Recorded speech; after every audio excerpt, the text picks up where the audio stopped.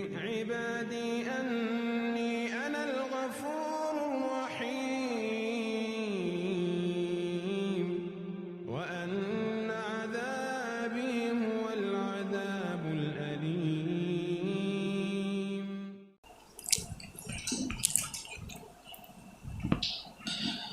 الحمد لله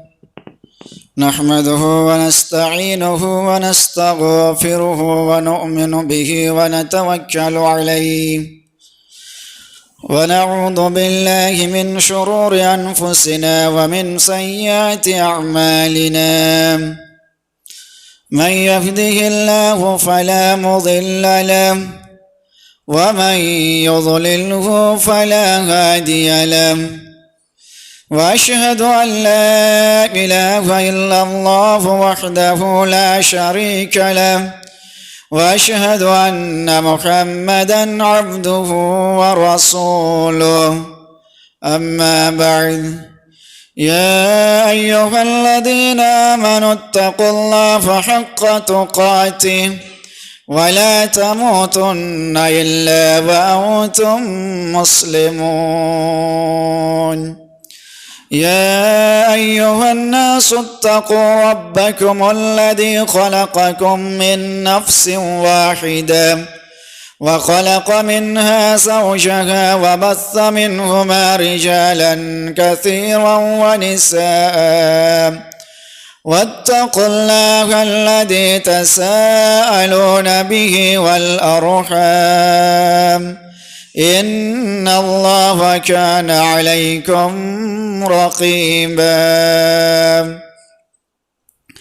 يا أيها الذين آمنوا اتقوا الله وقولوا قولا سديدا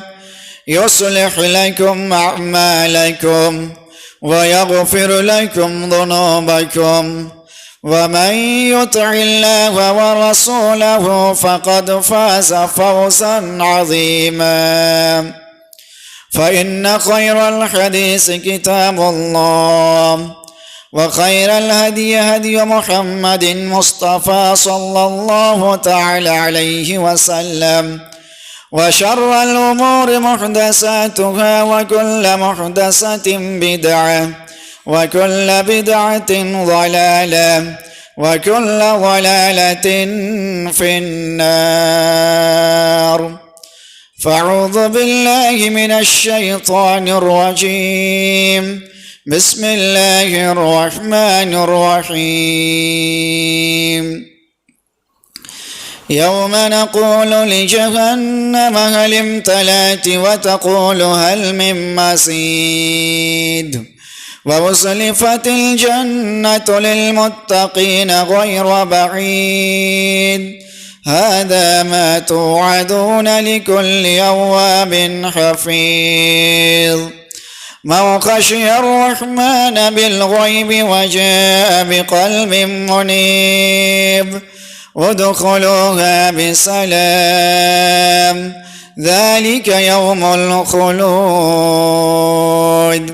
لهم ما يشاءون فيها ولدينا مزيد وكم أهلكنا قبلهم من قرن هم أشد منهم بطشا فنقبوا في البلاد هل من محيص إن في ذلك لذكرى لمن كان له قلب أو ألقى السمع وهو شهيد قال الله تبارك وتعالى في القرآن المجيد فأعوذ بالله من الشيطان الرجيم بسم الله الرحمن الرحيم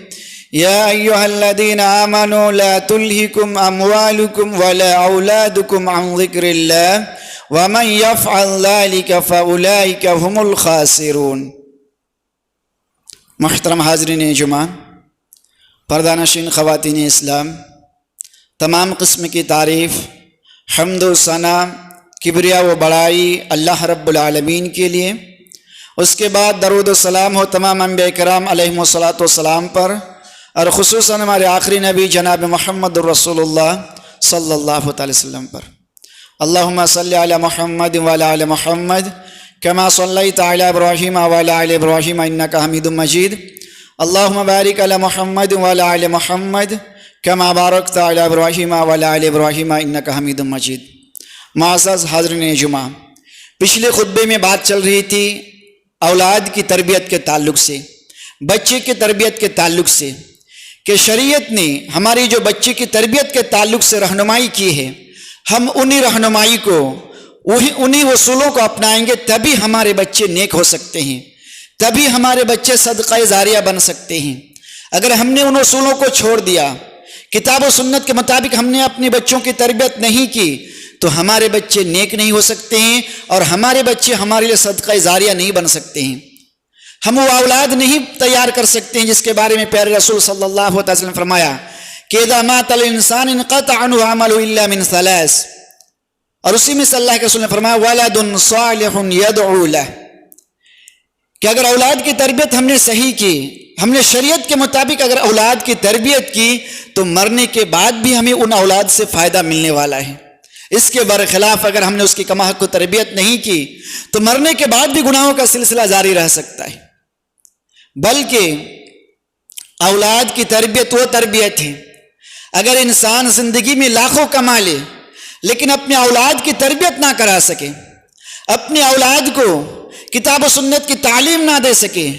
قرآن پڑھنا نہ سکھا سکے، نماز کے آداب نہ سکھلا سکے، تو در حقیقت اس نے اپنی ذمہ داری ادا نہیں کی۔ انہوں نے بچوں کے تعلق سے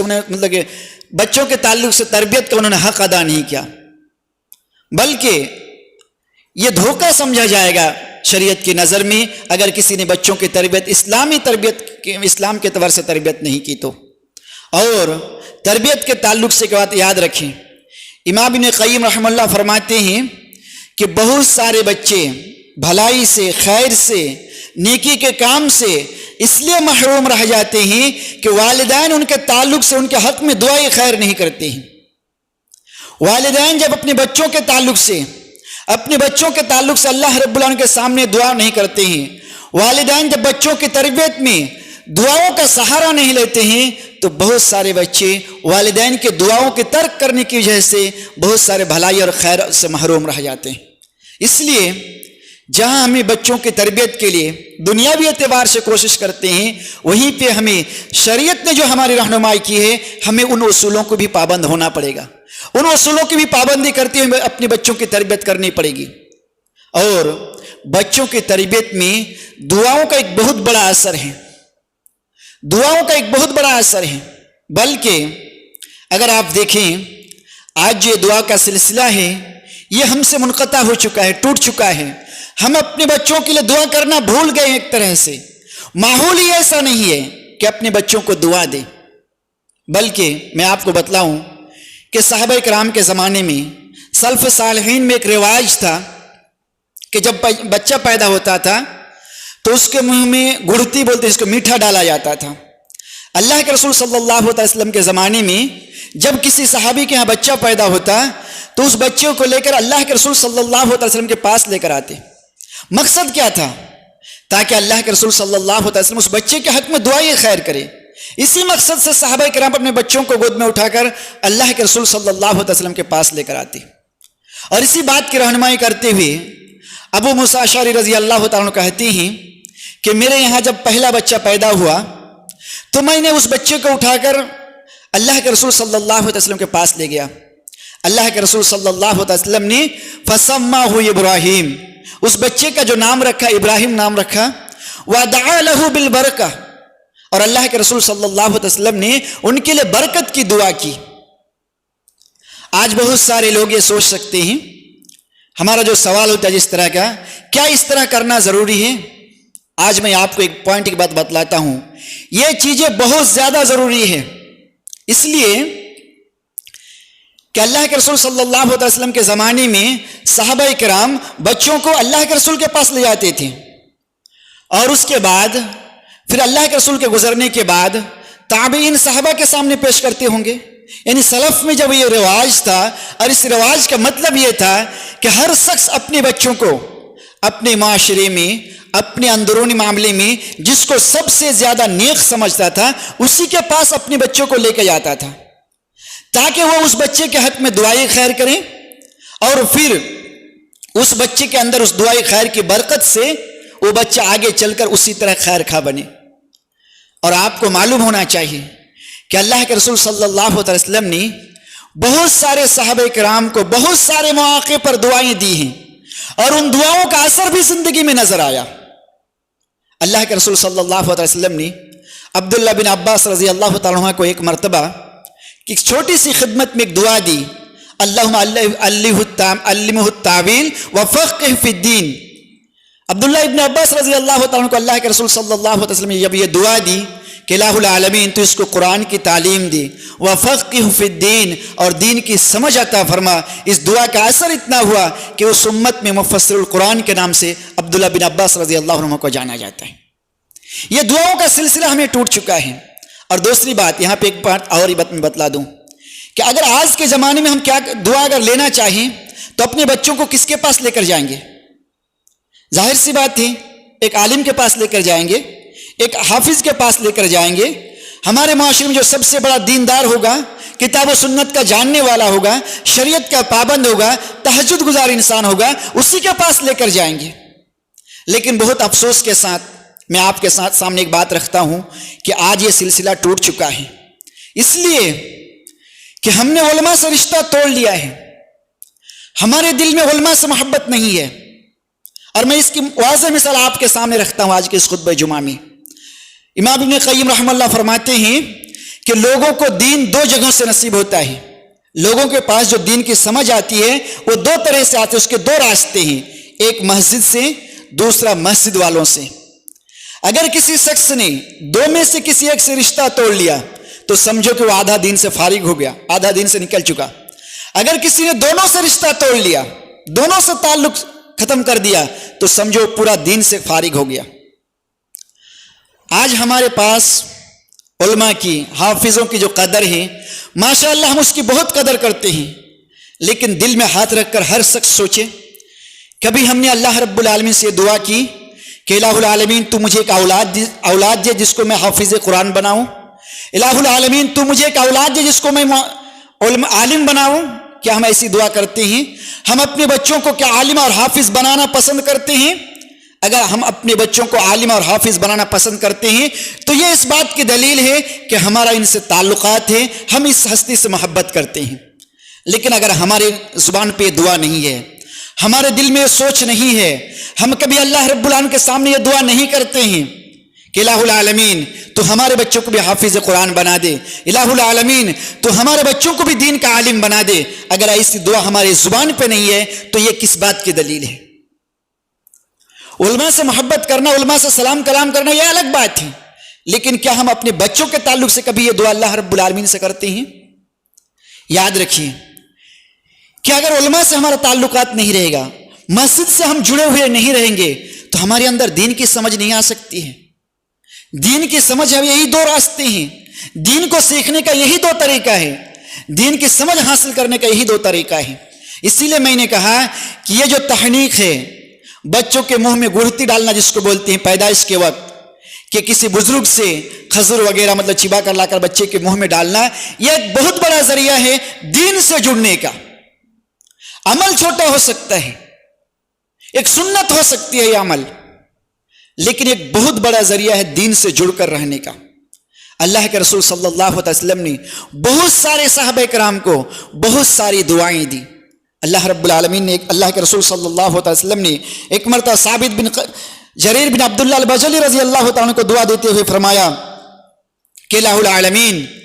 تو اس کو ثابت قدم رکھنا، اللہم ثبتہ فی قلبی، الہ العالمین تو اس کو ثابت قدم رکھنا، ہادیا مہدیا الی سواء السبیل، اس کو ہدایت یافتہ بنا دے اور اس کے ذریعے دوسروں کو بھی ہدایت یافتہ بنا دے۔ یہ ساری دعائیں اس بات کی دلیل ہیں کہ ہمیں بھی بچوں کو دعا دینی پڑے گی، ہمیں اپنے بچوں کو دعاؤں میں یاد رکھنا پڑے گا۔ جہاں اس کی تربیت کی ضروری ہے ہمیں ان کے حق میں بد دعا کرنے سے بچنا ہے، اور جگہ چھوٹی سوچی مطلب محنت پہ، چھوٹی محبت پہ ہمیں ان پہ اس کے دعائیں خیر کی بھرمار لگا دینا ہے۔ والدین کی دعائیں خاص کر کے بچوں کے تعلق سے بہت زیادہ اثر انداز ہوتی ہے۔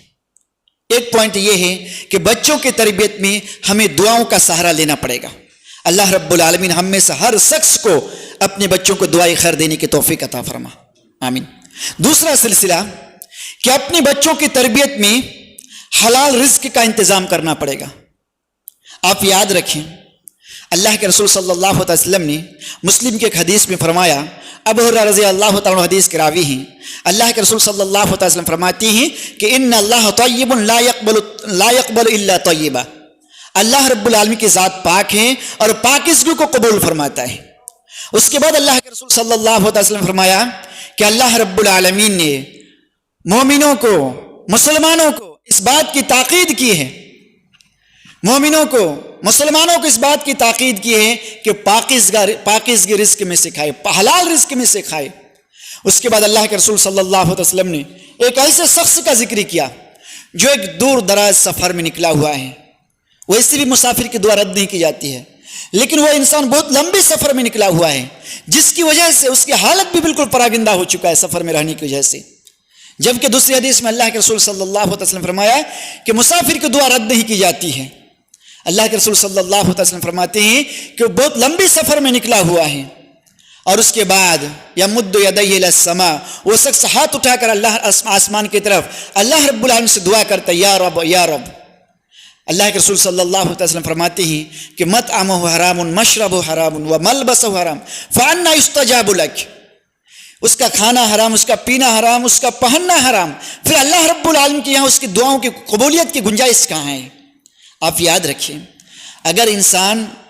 حرام کھانے سے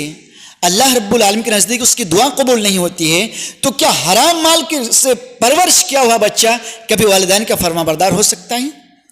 یقیناً ہرگز نہیں ہو سکتا ہے۔ اور یاد رکھیں، والدین، ایک انسان اولاد کی محبت میں آ کر بخیل بنتا ہے، اولاد کی محبت میں آ کر حلال راستے سے حرام راستے کی طرف بھٹک جاتا ہے، اولاد کی محبت میں آ کر اللہ رب العالمین کے ذکر و اذکار سے غافل ہو جاتا ہے۔ لیکن یاد رکھیں، اگر ہم نے اس اولاد کو شریعت کی نظر سے تربیت نہیں کی تو یہ ہمارے لیے وبال جان بن سکتا ہے۔ اللہ رب العالمین نے فرمایا، یا ایھا الذین آمنوا ان من ازواجکم واولادکم عدوا لکم فاحذروہم، کہ تمہاری جو بعض اولادیں ہیں، بعض بیویاں ہیں جو تمہیں صحیح راستے سے روک دے، جو تمہیں حلال راستے کی طرف رہنمائی کریں، یہ ساری چیزیں تمہارے دشمن ہیں، اس سے پرہیز کرو، اس سے احتیاط کرو، اور ان کی تربیت میں شریعت کی نظر میں اس کی تربیت کرو۔ اور اسلاف کرام حلال مال کی بہت زیادہ دھیان رکھتے تھے کہ ہمارے مال میں حرام تو دور کی بات ہے، شبہ تک کا مال نہ آئے۔ امام بخاری رحمہ اللہ، صحیح بخاری جو کتاب ہے جس کو قرآن مجید کے بعد سب سے صحیح ہونے کا درجہ حاصل ہے، ان کے تعلق سے ایک واقعہ آتا ہے کہ امام بخاری رحمہ اللہ اپنے باپ کی جب وفات کا وقت قریب آیا تو ان کے پاس پہنچا اور اپنے باپ سے ایک سوال کیا امام بخاری رحمہ اللہ نے کہ آپ ہمارے لیے جو مال کیا چھوڑ کر جا رہے ہیں؟ امام بخاری رحمہ اللہ کا اپنے والد سے سوال تھا کہ آپ ہمارے لیے کیا چھوڑ کر جا رہے ہیں؟ باپ کا جواب تھا کہ بیٹا جو کچھ بھی چھوڑ کر جا رہا ہوں نا، اس میں حرام تو دور کی بات ہے، ایسے مال جس میں شبہ ہو کہ شاید حلال ہے کہ حرام ہے، اس کا بھی اس میں دخل اندازی نہیں ہے، اتنا پاکیزگی مال چھوڑ کر جا رہا ہوں، جتنا بھی تھوڑا بہت چھوڑ کر جا رہا ہوں اتنا وہ پاکیزہ ہے کہ اس میں شبہ تک کا بھی مال نہیں ہے، حرام مال تو دور کی بات ہے۔ اور اسلاف کرام میں حرام مال سے اتنی زیادہ پرہیزگاری تھی کہ ہمارے اسلاف میں جب خواتین اپنے شوہروں کو، اپنے بیٹوں کو کمانے کے لیے بھیجتی تھی تو ان کی دعا ہوتی تھی، استودع اللہ دینک و عملک و خواتم عملک،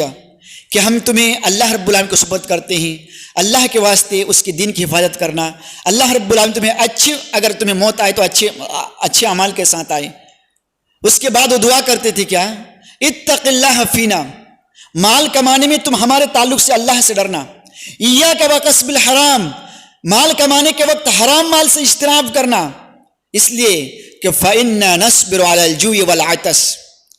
ہم بھوک اور پیاس تو برداشت کر سکتے ہیں، ولا نصبر حر النار وغضب الجبار، لیکن ہم جہنم کی آگ اور اللہ رب العالمین کا غضب برداشت نہیں کر سکتے۔ اس حد تک صحابہ کرام، سلف صالحین، ہمارے اسلاف حرام مال سے اجتناب کرتے تھے اور حلال مال کمانے میں اس حد تک احتیاط کرتے تھے۔ اس لیے ضرورت اس بات کی ہے کہ جہاں اولاد کی تربیت میں دعاؤں کا سہارا لیں، اللہ رب العالمین کے سامنے رو رو کر دعائیں کریں کہ الہ العالمین تو ہمارے بچوں کو بھی دین کی سمجھ عطا فرما، الہ العالمین تو ہمارے بچوں کو بھی حافظ قرآن بنا دے، الہ العالمین تو ہمارے بچوں کو بھی دین کا عالم بنا دے، الہ العالمین تو ہمارے بچوں کو عالم بعمل بنا دے۔ ان ساری دعاؤں کے ساتھ ساتھ ہمیں حلال مال کا بھی سہارا لینا پڑے گا۔ اور اس کے بعد جو نمبر آتا ہے کہ حلال مال کے بعد جو ہمارے سامنے جو یہ ہے کہ الامور